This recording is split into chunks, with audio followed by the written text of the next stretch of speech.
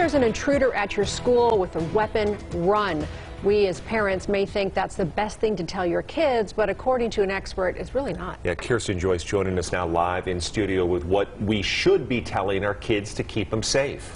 Brian and Denise, we found out a lot of good information after connecting with a former police captain on what kids should be doing and what we as parents need to reinforce so our kids are prepared for any given situation.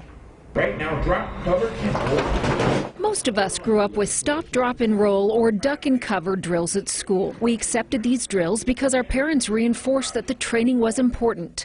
Douglas Parisi says parents need to do the same with school intruder drills. Parents should be talking to their kids about these things are normal, just your teachers have a good plan, you just need to do what your teacher says. Parisi is the director of training for Safe Defend. He's a former police captain with over 20 years of service. He works with schools, businesses, and government institutions on crisis response planning and threat mitigation. While incidents of any shooter on a school campus is a parent's worst nightmare, Parisi says they are rare.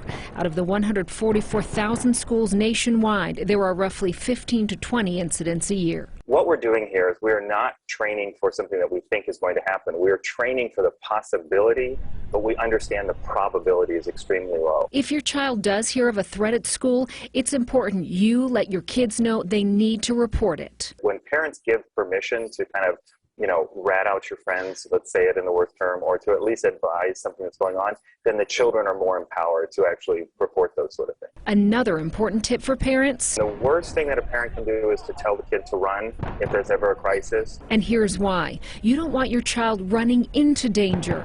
For example, if an intruder is in the school hallway, they need to barricade the door. The children of middle schools should definitely know, hey, you can help, you can participate in the barricade, but most importantly, again, get into that safer corner and if you have a phone on, make sure that it's in airplane mode so that nothing's going to alert anyone to your presence or anything like that.